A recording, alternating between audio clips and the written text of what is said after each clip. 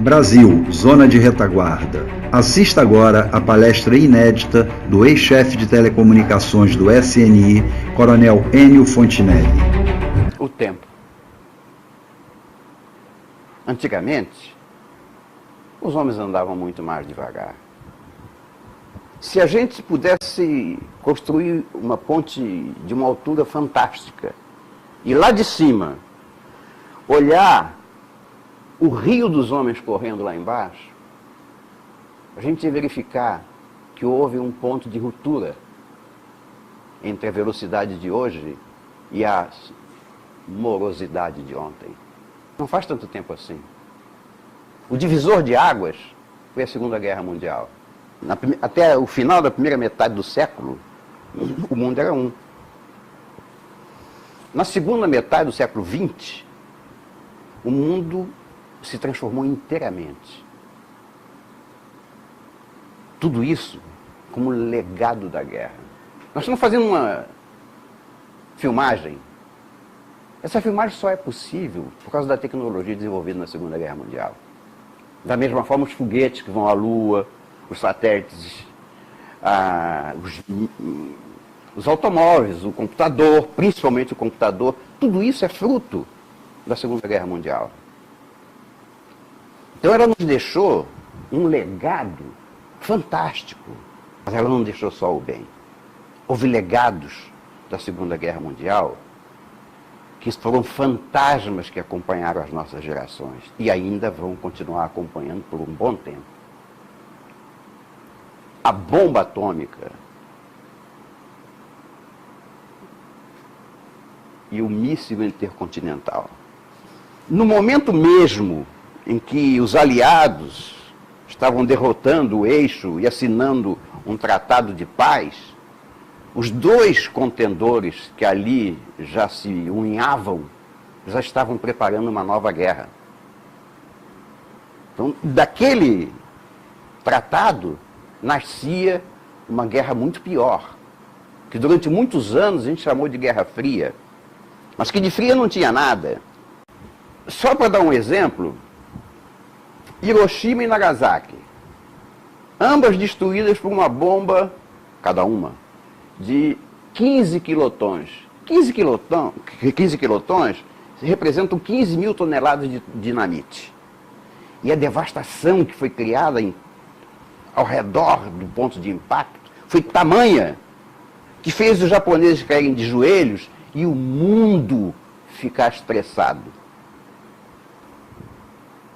A bomba que foi lançada em Hiroshima e a bomba que foi lançada em Nagasaki eram bombas pequenas.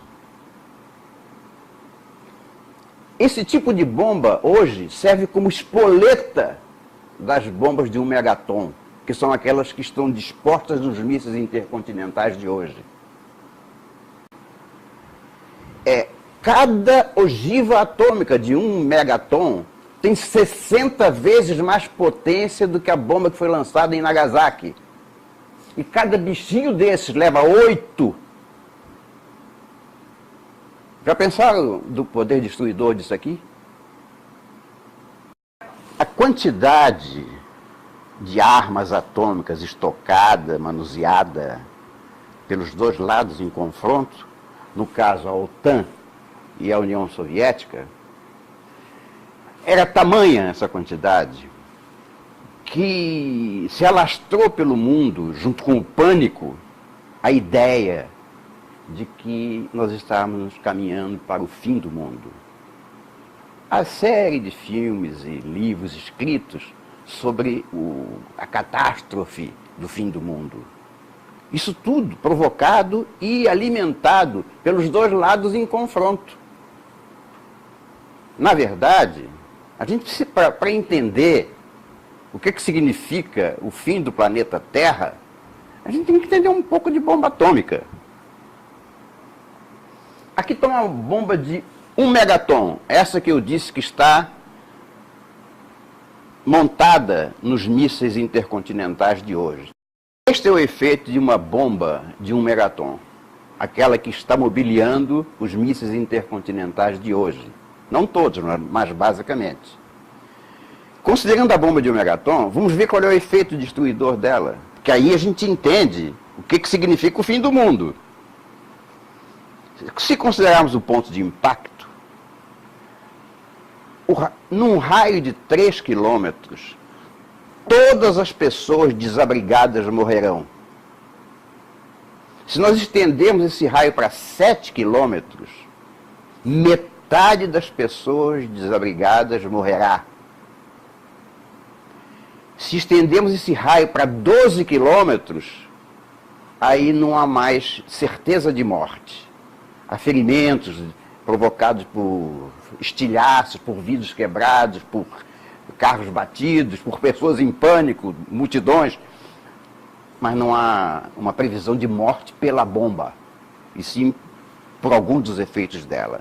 E se o mundo tivesse prestado atenção ao volume imenso de dinheiro que foi gasto na defesa civil, nos abrigos atômicos, se o mundo soubesse que embaixo de Pequim existe outra Pequim, se o mundo soubesse que os metrôs do Canadá foram construídos a uma profundidade capaz de servir como abrigo atômico, se o mundo soubesse que a Suíça já construiu abrigo suficiente para a totalidade da sua população, e se a gente soubesse que a tecnologia disponível depois da guerra permite a informação tão rápida e muito mais rápida do que a velocidade do míssil, a gente saberia que há tempo suficiente, até para uma cidade como Nova York, a partir do alarme e até a explosão, toda se abrigar. Desde que haja treinamento e defesa civil. Mas foi isso que o mundo construiu debaixo dos nossos olhos e nós não vimos. Você pode jogar os 300, 400 mísseis soviéticos sobre os Estados Unidos e o máximo que vai acontecer é destruir uma área não maior do que a ilha de Manhattan. Estou exagerando um pouco para fazer bastante impacto. Mas o país não vai ser destruído. A intenção da bomba era destruir a população. Mas a defesa civil não vai permitir que isso aconteça. Eu falei do alcance de 12 quilômetros, mas eu não falei no efeito pior. O efeito pior é a nuvem radiativa. Porque quando a bomba estoura, forma o cogumelo lá em cima, esse cogumelo vai dar origem a uma nuvem radiativa. E o impacto de temperatura entre ele, que está muito quente, e a atmosfera, que está muito mais fria, vai provocar chuva. E essa nuvem de chuva radiativa vai caminhar ao sabor do vento.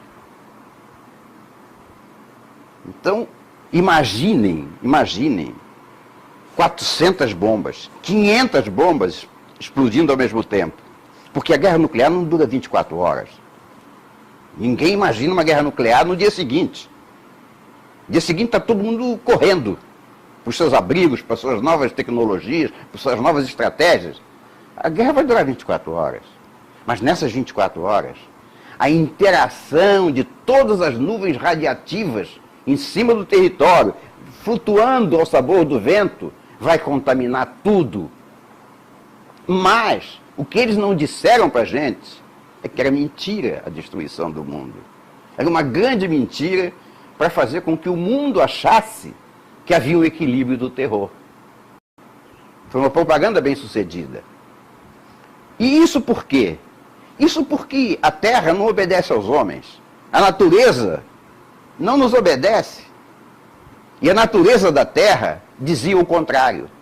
A natureza da Terra dizia que o ar que nasce no polo, assim dizer, né, é contínuo, mas vamos supor que nasce no polo, nasce frio, e percorre a superfície terrestre até o Equador, que é o nosso ponto mais quente. Aí ele se eleva, porque ele encontra o que vem do outro polo, e os dois se elevam juntos, e voltam para o polo que deu origem. Isso significa que as atmosferas do hemisfério norte e do hemisfério sul jamais se misturam. O vento que venta lá não venta cá. Isso é fantástico. Até porque as correntes marítimas obedecem o mesmo princípio. O mar que mareia lá, não mareia cá, exceto por alguns acidentes topográficos da Terra. Uma maré que entra por um buraco, não há como deter. Mas, basicamente, as águas de lá não se misturam com as águas de cá. E isso é da maior importância. Por que é da maior importância? Porque se houver uma guerra mundial ao norte do Equador, não restará mais terra não contaminada, a não ser no hemisfério sul. E olhando o mapa mundi, a gente vê nitidamente quem é que ia aproveitar o quê? Por causa da proximidade, dos laços históricos e até mesmo por causa da capacidade de defender. Nota-se nitidamente que a América do Sul está voltada para o Atlântico Norte, que é a área da OTAN. Que a África Meridional está voltada para a Rússia. E que a Austrália, a Oceania, está voltada para a China. Então, essas eram as únicas possibilidades de zona de retaguarda para a guerra nuclear. Zona de retaguarda quer dizer aquela que pode fornecer os suprimentos necessários à manutenção, à sobrevivência do ser humano ao norte. Constatado que a sobrevivência do hemisfério norte depende de uma zona de retaguarda no hemisfério sul, para cada um dos contendores, é óbvio, pela localização geográfica, pelas tradições históricas, pelos laços de amizade entre os países ao longo do tempo, ao longo da história, que a América do Sul está debruçada em cima da zona, é a zona de retaguarda natural da OTAN, porque ela está debruçada sobre o Atlântico Norte. Que a África é a zona de retaguarda natural da União Soviética. E que a Austrália é a zona natural da China. Então, dito isso, por razões que não me cabem comentar, o bloco ocidental teve muito mais sorte. Porque pegou uma zona de retaguarda que, primeiro, não precisava ser dividida. Porque o Brasil, por si só, é um continente. E era muito mais fácil trabalhar num país único do que num monte de países, como é o caso da África. Onde guerras internas entre tribos, falta de limite geográfico entre o sul e o norte, são terrenos contínuos, não há uma fronteira física, são fronteiras políticas. Diferentemente do Brasil, que a calha do Amazonas separa nitidamente o hemisfério norte do hemisfério sul. É claro que a Argentina, Paraguai, Uruguai também se viriam como zona de retaguarda, porque eles também não vão ser contaminados. Mas para que cuidar deles se você tem o Brasil todinho inteiro, um país único, à tua disposição? Agora, a mesma coisa não era verdadeira para os russos. Porque, embora eles tivessem a capacidade de transformar a África Meridional em zona de retaguarda, eles não conseguiram, apesar de todos os esforços. Vocês estão lembrados, que até os cubanos foram mandados pelos russos para a África, para combater aquelas brigas locais. Mas não tiveram muito sucesso, né? Não tiveram muito sucesso. A África não conseguiu se desenvolver.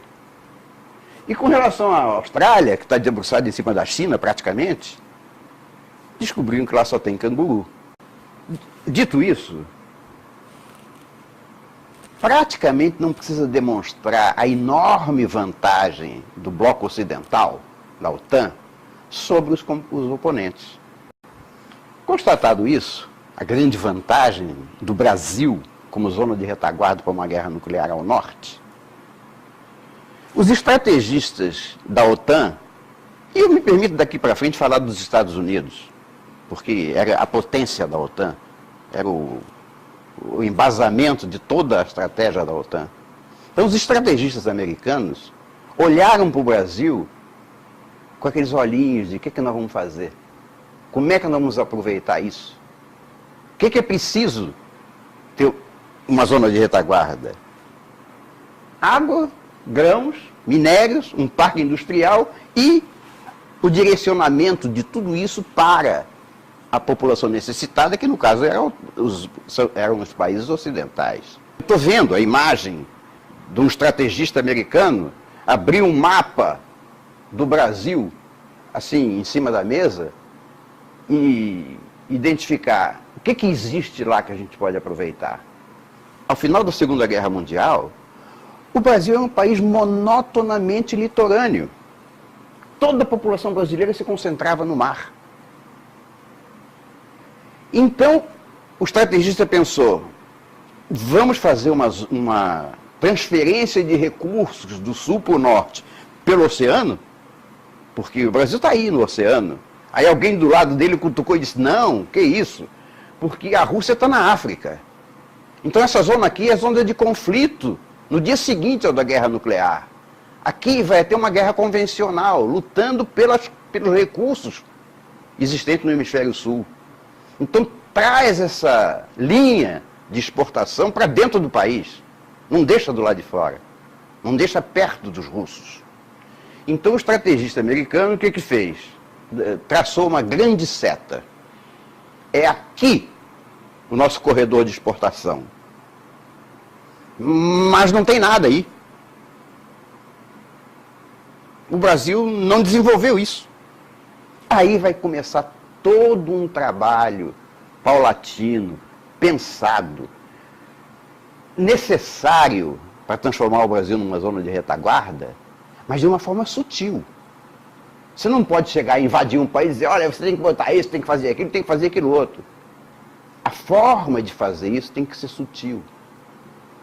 E qual é a sutileza do estrategista? Ele foi procurar o que significava para o Brasil desenvolvimento. Porque todo brasileiro queria transformar o Brasil num país viável, numa potência. Era o sonho do Brasil. Levantar o gigante que estava adormecido em berço esplêndido. Mas na nossa Constituição, desde 1904, existia a convicção de que era preciso interiorizar a capital. A Constituição de 1904 já falava em Brasília. O estrategista não deixou passar, não deixou barato. Primeira providência para construir o corredor foi construir Brasília. Agora, olha, nós estamos agora tendo uma visão mais ou menos não, completamente ampla do que foi feito nesse período. Entre o sonho da zona de retaguarda, entre a seta vazia, e qual foi o resultado de todos os esforços para fazê-la um corredor de exportação debruçado sobre o Atlântico Norte. Brasília, rodovia Belém-Brasília. Olha aqui, Belém-Brasília, transformando Belém, aumentando o porto de Belém, para que ele tivesse capacidade, tonelagem suficiente para exportação. Nessa exportação, leia-se, exportação para as populações atingidas. Agora, só que a rodovia Belém-Brasília foi construída apenas como o abre-alas de outras duas vertentes muito mais poderosas do que uma rodovia. Uma ferrovia de grande porte e uma hidrovia de grande capacidade. Então foi imaginado pelo estrategista, desde lá, a ferrovia Norte-Sul, que saía de Brasília, perto de Brasília, e ia até o porto de São Luís. Chama Porto de Itaguaí, em São Luís. Aí estava completado o transporte. Mas transportar o quê? O quê? Quando Juscelino pensou que estava imaginando Brasília, ele estava cumprindo um dever de casa que ele não sabia que tinha sido dado pelos que estavam financiando o projeto. Ao mesmo tempo que ele construiu Brasília e pensou em construir a rodovia Belém-Brasília, ele também mandou irrigar o Cerrado, que era uma área inóspita e que, de repente, foi transformada na maior produtora de grãos por quilômetro quadrado do mundo, com capital japonês. Que depois da Segunda Guerra, nós sabemos, o Japão foi invadido pelos Estados Unidos politicamente e até foi proibido de ter exército. Então, a irrigação do Cerrado propiciou a geração de grãos Era uma coisa necessária. E a água? Bom, o aquífero amazônico, ele por si só é maior do que o segundo aquífero, que é o do Atlântico, que já era o maior do mundo até o outro ser descoberto. Então o Brasil detém mais de 2/3 da água mundial. Então, para os estrategistas do Norte, isso ao longo de vários anos, estavam sendo resolvidos os problemas. O problema da água estava resolvido, o problema dos grãos estava resolvido, o problema de como transportá-los para o Atlântico Norte estava resolvido, e o resto, tudo simultâneo. Nós sabemos que a vocação mineralógica brasileira estava em Goiás e Minas. Minas Gerais, por sinal o nome. As nossas minas estavam repousadas sobre Goiás e Minas Gerais. Não por coincidência, nesse período, foi descoberta uma só zona, uma só, Carajás, que era mais do que o triplo das outras duas juntas. Com uma vantagem extra, é que Carajás, por necessidade de exportação, e são os empresários brasileiros que precisavam exportar os produtos de Carajás. Primeiro precisavam transformar alguma coisa aqui, e essa transformação exigia energia elétrica. A energia elétrica era indisponível na região. Aí nasceu a necessidade de construir Tucuruí, a segunda maior hidrelétrica brasileira aqui. Exatamente para fornecer a energia necessária para a transformação dos minérios em produtos exportáveis para sair por que porto? A ferrovia Carajás, que vai até São Luís de novo. Então esses dois portos, Manaus Belém e São Luís, foram previamente escolhidos e exponencialmente desenvolvidos para atingir a capacidade exportadora que hoje eles têm, e que na época não tinham quase nada. Tá bem, falamos nisso. E a capacidade industrial, onde está? Ela não está, ela já estava. São Paulo sempre foi a locomotiva do Brasil. A nossa indústria estava localizada exatamente no pé do corredor. Não precisava fazer mais nada. Era só desenvolver São Paulo. A indústria de São Paulo. E nós sabemos o que aconteceu com a indústria de São Paulo na segunda metade do século XX. Então está aí. O corredor de exportação da zona de retaguarda, que eu chamo de ZR Brasil, debruçada sobre o Atlântico Norte, para atender as necessidades da OTAN, Organização do Tratado do Atlântico Norte, fundamentalmente formada pelos países ocidentais. Enquanto isso, coitada, a Rússia estava quebrando cabeça lá na África e a China nem pensava em entrar na Austrália porque ia encontrar canguru. Sim, porque para os estrategistas do Norte, era óbvio que eles detinham a zona de retaguarda em melhores condições do que o bloco oriental. Mas eles sabiam também que não podiam ficar parados, porque no day after, a guerra convencional, que certamente se seguiria, ia ser travada aqui no Hemisfério Sul. Mais precisamente no Atlântico Sul, porque a África está com a Rússia e o Brasil está com os Estados Unidos. Eles vão se confrontar, é aí.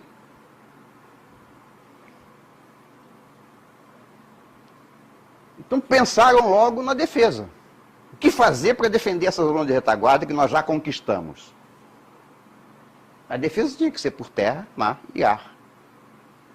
Agora, olha, pelo ar, tinha que ter uma superioridade aérea incontestável para poder trafegar no corredor de exportação. Agora, só que essa possibilidade de superioridade aérea passava por um fenômeno, um fator indispensável e que o Brasil não dispunha. É o controle aéreo. Então era preciso criar no Brasil um sistema de controle aéreo, capaz de identificar aeronaves que vêm e capaz de enviar aeronaves que vão. Aí o estrategista coçou a cabeça e alguém disse para ele: fulano, o Brasil tem uma característica que os outros países não têm. É que são os militares que tocam a aviação civil. Agora, como esse controle, se houver dinheiro que a gente bote lá para fazer o controle aéreo, como esse controle aéreo vai estar na mão de militares, Eu duvido que eles não façam defesa aérea simultaneamente, porque é uma questão só de software, os radares estão lá. Então, o Brasil criou, para essa defesa aérea, um negócio chamado SINDACTA. 4 centros de controle, pegando todo o nosso território. Manaus, Recife, Brasília e Curitiba. E o nome é sugestivo, Sistema Nacional de Defesa e Controle de Tráfego Aéreo. O defesa aí foi proposital. Com relação à superioridade naval, é inimaginável pensar que um porta-aviões brasileiro, que aliás nós só temos um, o São Paulo, pudesse confrontar um porta-aviões soviético. Como também é inimaginável que um contra-torpedeiro brasileiro ou um caça-submarino brasileiro pudesse achar e enfrentar um submarino atômico da Rússia lá no fundo do oceano. Então, igual à superioridade aérea, quem vai fazer isso são os americanos, ou é a OTAN. Os navios que vão estar defendendo as nossas costas não são nossos, são deles. A guerra está ocorrendo no Atlântico Sul, nesse momento, mas é entre Rússia e Estados Unidos. Brasil e África não tem nada a ver com isso, é uma guerra entre eles. Mas, da mesma forma que no controle aéreo era necessário construir uma série de radares, também na guerra no mar, os navios furam, são atacados, incendeiam, enguiçam, furam o pneu. Então, é preciso um estaleiro para consertar. E o Brasil não tinha. Então, durante todo esse processo, de repente, o Brasil virou um construtor de navios de grande tonelagem. Surgiram estaleiros no Brasil capazes de construir e reparar navios de grande capacidade. Só como exemplo, todos os superpetroleiros da Petrobras, esses navios enormes que carregam petróleo, foram construídos em estaleiros brasileiros. A contribuição nossa para a defesa naval era o estaleiro. Com relação a tropas e equipamentos, esquece. Esquece porque é americano mesmo. Entre combater o russo ou o chinês com as nossas forças e deixar que os Estados Unidos entrem no Brasil e defendam, não há dúvida. Quem vinha para cá defender o território eram as tropas da OTAN. Agora, a gente viu a linha do Equador. A gente viu onde é que começa o hemisfério norte e termina, igualmente o sul. Mas sempre há o perigo da invasão pela Amazônia. Daí Cuba e Venezuela que não me deixam mentir. Mas não só a Amazônia, por si só, já é um obstáculo considerável, como a possibilidade de a gente ter tempo de reagir é infinitamente maior do que em qualquer parte do território. Então lá, não precisava ter uma defesa física constante, bastava um cordão de vigilância. E foi isso que foi feito. Essa vigilância foi concretizada através do Projeto Calha Norte e do Civan. O Projeto Calha Norte, para quem não sabe, foi um projeto imaginado pelo governo federal para dar presença federal em toda a nossa fronteira amazônica, do Amapá ao Acre. Mas, no final, só nasceram os pelotões do Exército espalhados nessa fronteira, que era o interesse da zona de retaguarda. Então, esse cordão do Exército lá não serve para defender, ele está lá só para vigiar, para dar tempo para avisar que o inimigo está chegando, porque a floresta amazônica é o intervalo que as forças de segurança precisariam para confrontar o ataque vindo de lá. Da mesma maneira o Civan, é um sistema de vigilância aérea da Amazônia. Vigilância aérea da Amazônia. O próprio nome diz que ele não se trata de defesa, é vigilância. É para alertar a base de defesa que está em Manaus, do SINDACTA. Tá? Então, foram concretizados o SINDACTA, como eu falei, os estaleiros. A indústria bélica brasileira nasceu da necessidade de produzir aqui os tanques que fossem perdidos em combate. Porque lembrem-se, as fábricas dos tanques lá no hemisfério norte estão comprometidas no day after. É preciso trazer para cá a capacidade de construí-los. Então São Paulo, que já tinha uma indústria firme, estabilizada, também foi dotada de indústria bélica. Num sindicato fechadíssimo, que é o dos exportadores de armamento, de repente, com um passe de mágica, foi aberto um canal para o Brasil ser um exportador de armas. E na segunda metade do século XX, o Brasil foi um grande exportador de armas. Fabricou carro de combate, carro sobre pneumáticos, sobre lagartas, mísseis, lançadores de mísseis, munição. O Brasil se tornou um grande produtor de munição. Até os fuzis automáticos do Exército são comparáveis aos americanos. A indústria bélica brasileira nasceu, assim como a nossa indústria aeronáutica. A Embraer é fruto da mesma necessidade de construir aviões aqui. Claro, não com os nossos cérebros, nem com as nossas mãos. Com mãos e cérebros estrategistas americanos. E os aeroportos internacionais, que era uma necessidade óbvia para o desenvolvimento do país, eram as pistas ideais para pouso e decolagem dos aviões superjatos. Está aí. Como é que foi planejada a defesa da zona de retaguarda. Mas, no dia 22 de março de 1983, guardem bem essa data. Aliás, pensa que idade você tinha, o que você estava fazendo? Você já era nascido? Pensa no que você estava fazendo nesse dia, que a Guerra Mundial nunca esteve tão próxima quanto nesse dia. Nesse dia podia ter acontecido a Terceira Guerra Mundial atômica. Porque, poucos anos antes, a Rússia e os Estados Unidos tinham assinado um tratado cujo nome, pelo menos a denominação popular, era a antítese de um tratado. Tratado de Não Defesa. Que nome estranho. Tratado de Não Defesa. Quer dizer, eu vou brigar com você. Vamos combinar o seguinte, ninguém se defende. Difícil. Mas o Reagan, nesse dia, desnudou o que eram esses tratados, o que era esse tratado.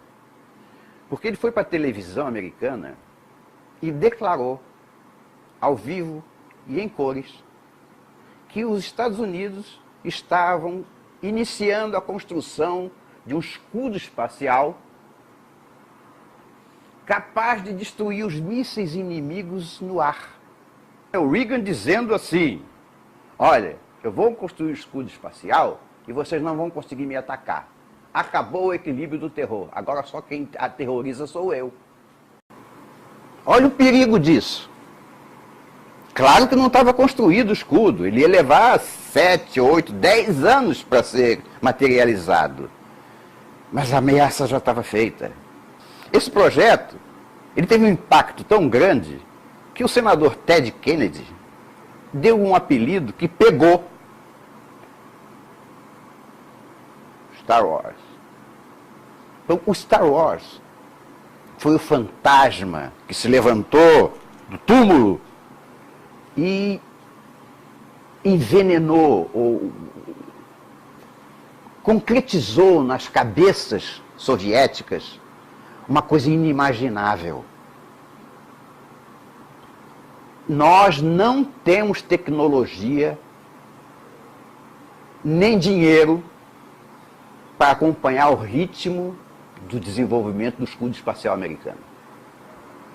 Aí, os cérebros soviéticos, principalmente os cérebros militares soviéticos, disseram assim, bom, se é para ter esse escudo, é melhor a gente atacar antes. Por isso é que a Guerra Mundial foi iminente. Eles tiveram a tentação de atacar.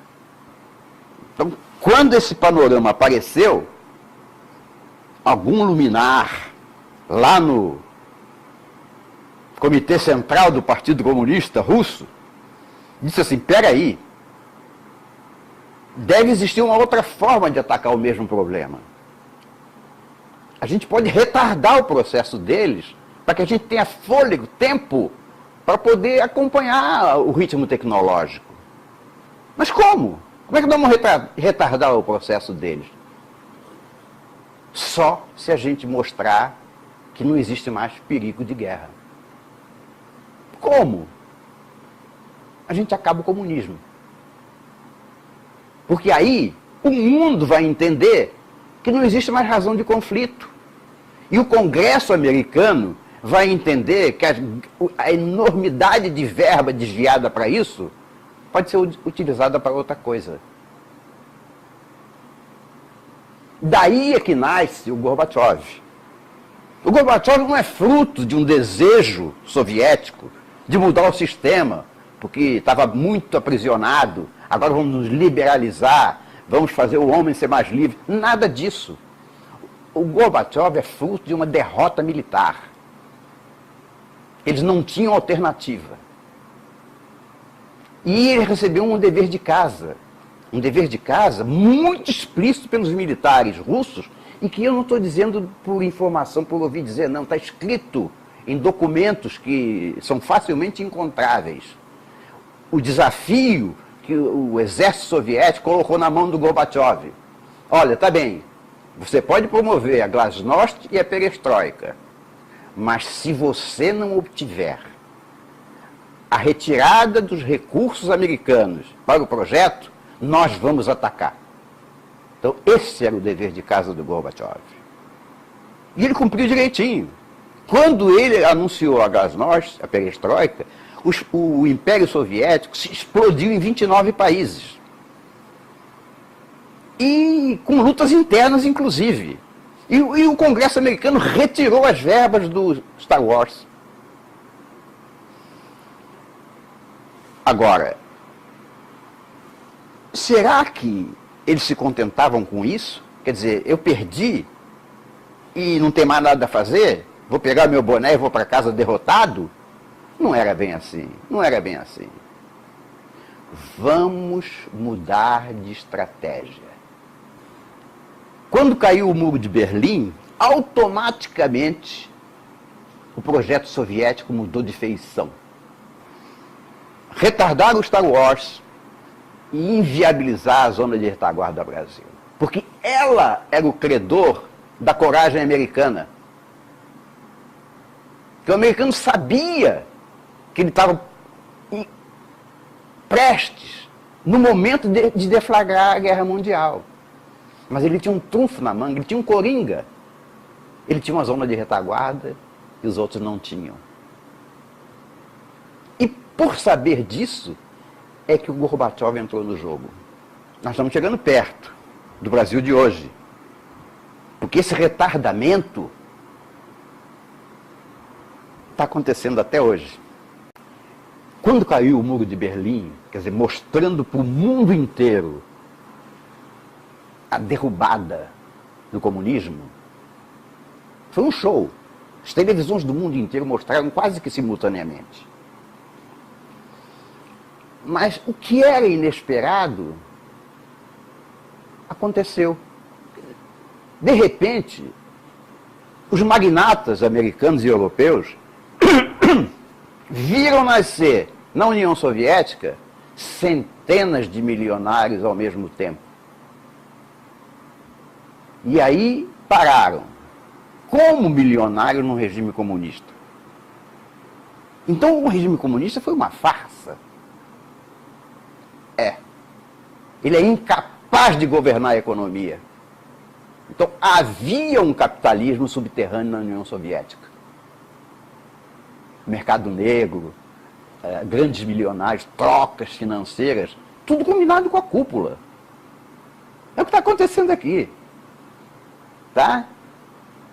O governo protegendo os magnatas russos e se tornando também eles magnatas, enquanto a população sofria a desgraça do comunismo. Mas isso Wall Street descobriu.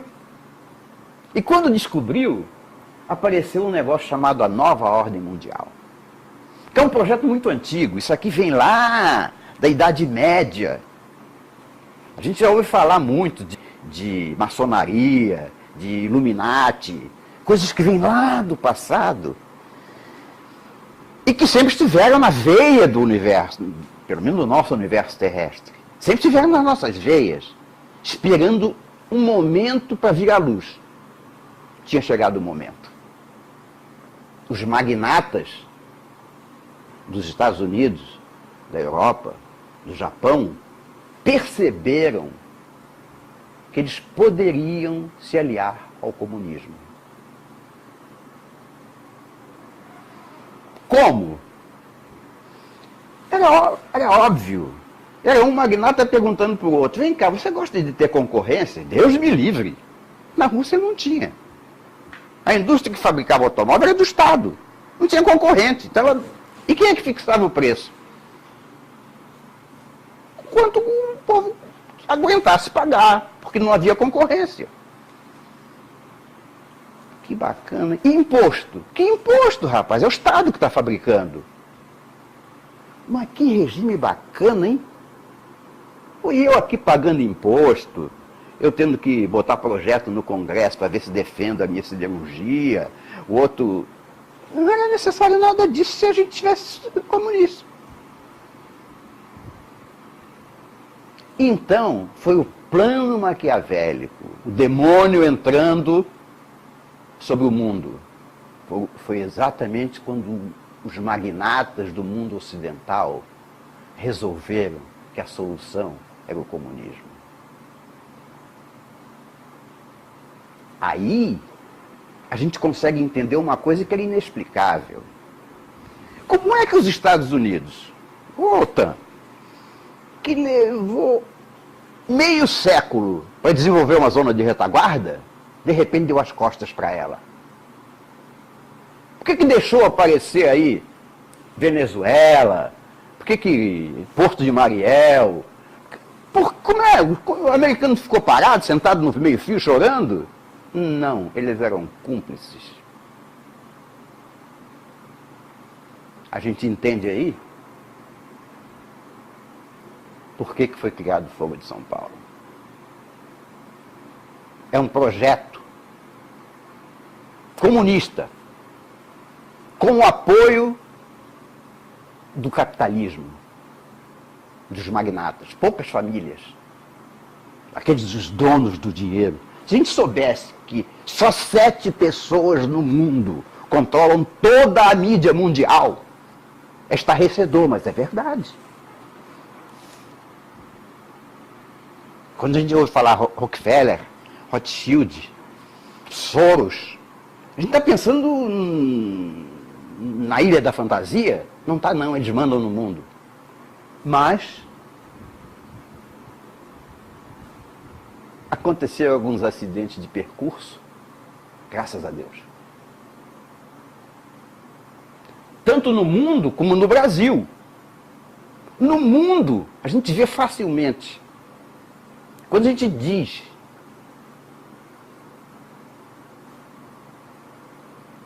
que isso aconteceu, a gente não entende exatamente qual é o espírito da coisa. Isto levantou a opinião pública americana de uma forma tão radical e levantou um nacionalismo que estava oculto, preso na garganta. E os magnatas perceberam que eles eram vulneráveis a ataque no seu quintal. Então eles começaram a rediscutir o problema. Peraí, não era bem isso, a gente não tinha combinado isso. Eles queriam regimes totalitários no mundo inteiro, independente de ser comunista, império, califado, o nome que quisesse dar, desde que o regime fosse totalitário, que a população fosse escravizada e o capitalismo dominasse as bases da economia mundial. Daí o Estado Islâmico apareceu também. Não o Estado Islâmico, os muçulmanos, os árabes, porque para eles interessava também a manutenção do poder. Quer dizer, qual é o califa lá, o sheik, que não tem medo da população se voltar contra a riqueza dele? E se a nova ordem mundial garantia para ele que ele continuaria totalitário e que a economia ia caminhar embaixo de forma a escravizar a população, o nome que se desse não tinha importância. O segundo acidente de percurso é bem definido, porque depois de todo o desdobramento da queda, vamos chamar assim, do Império Soviético, aquele esfacelamento, o poder soviético acabou na mão do Putin, que é KGB. Ou seja, todos os projetos da antiga União Soviética eram os mesmos projetos que estão na cabeça do Putin. Isso ficou muito claro quando ele disse textualmente que ele pretendia reconquistar os territórios perdidos. E colocou isso em prática logo na Crimeia. Quando a Ucrânia se declara favorável à incorporação à OTAN, ele invade a Ucrânia. Invade de forma indireta, mas nitidamente russa. É o outro acidente de percurso. A tentativa da Rússia de reconquistar o espaço político perdido, que não estava nos planos da nova ordem mundial. A gente não tinha combinado isso. Em seguida, aparece o Estado Islâmico. Também não tinha sido combinado. Quer dizer, teoricamente, para a nova ordem mundial, qualquer regime totalitário serve, ou servia. O sheik, o califa, o ayatolá, cumpriam todos os papéis. Eles eram totalitários e o capitalismo grossando embaixo deles. Perfeito para o projeto. Mas a tolerância com que os árabes conduziram o processo de formação da sua juventude, deixando que os extremistas ocupassem espaços cada vez maiores, foi a célula máter, a semente, o ovo da serpente do terrorismo internacional. É que esses terroristas ganharam tanta confiança que resolveram conquistar um espaço físico que antes não tinham. Eles estavam escondidos no Afeganistão, no Paquistão, na Arábia Saudita. Não bastou.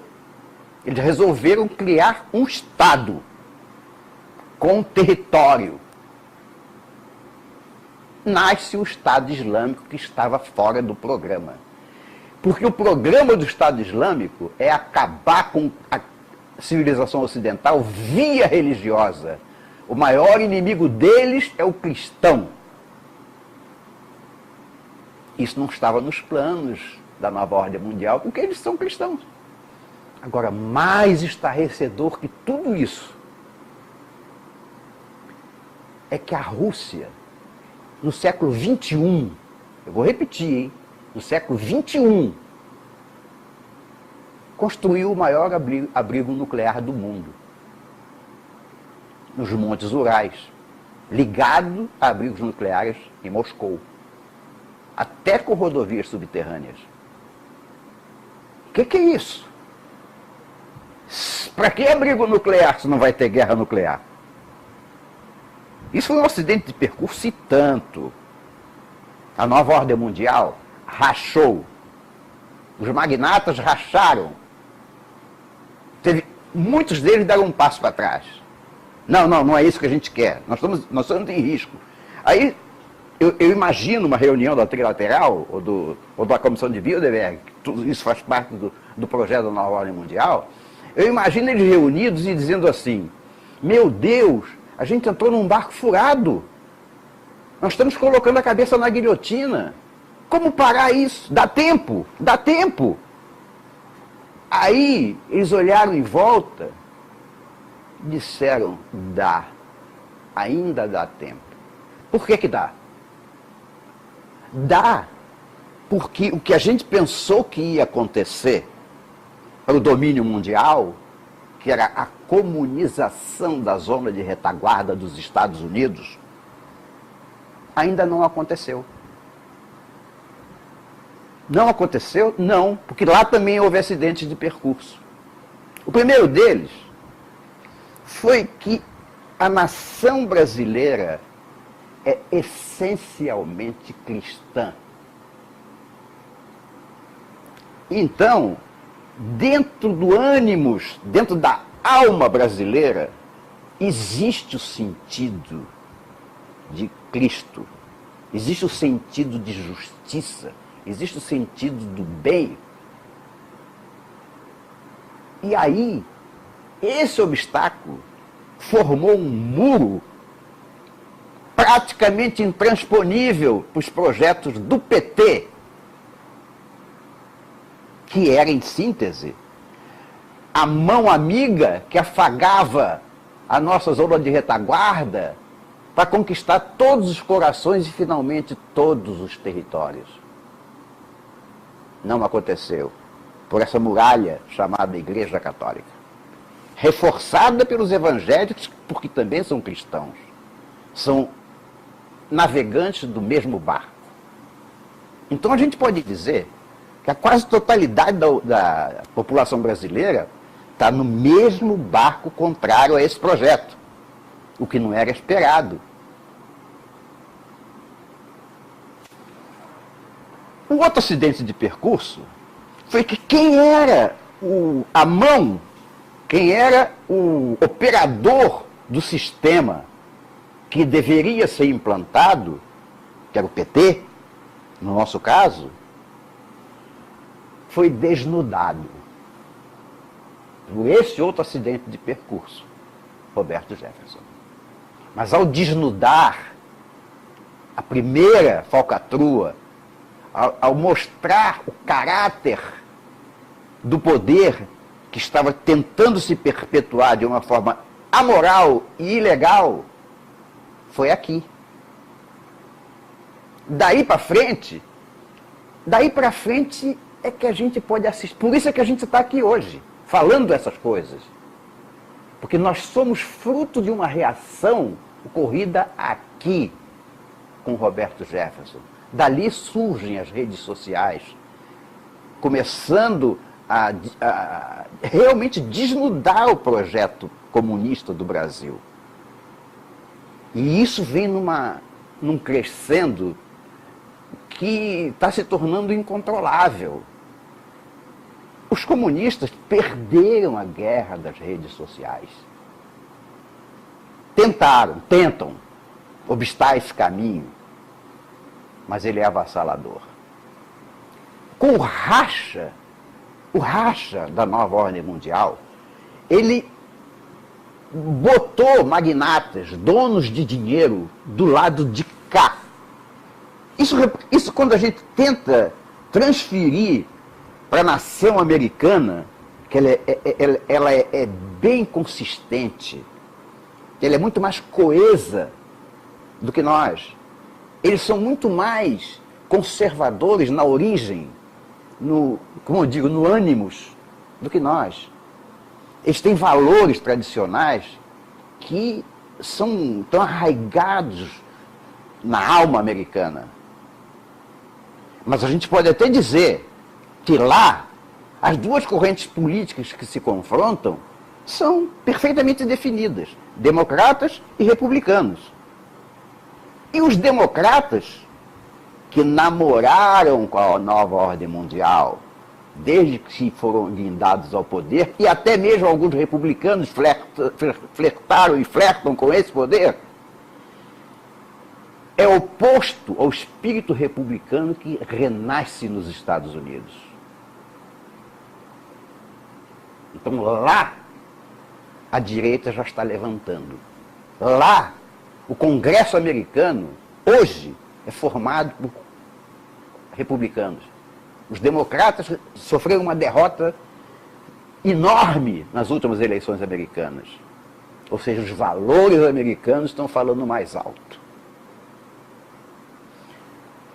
E aqui, no Brasil? Nós somos a representação física da reação. Nós fomos para as ruas. Nós combatemos um combate diário na internet. Nós abominamos a mídia que esconde os fatos reais para deixar que a gente coma o prato só pelas beiradas, quando o prato principal a gente não viu na mesa. A gente começou a ver. Isto é resultado exatamente desses acidentes de percurso. E por isso é que o estrategista americano lá da nova ordem mundial, ou os estrategistas,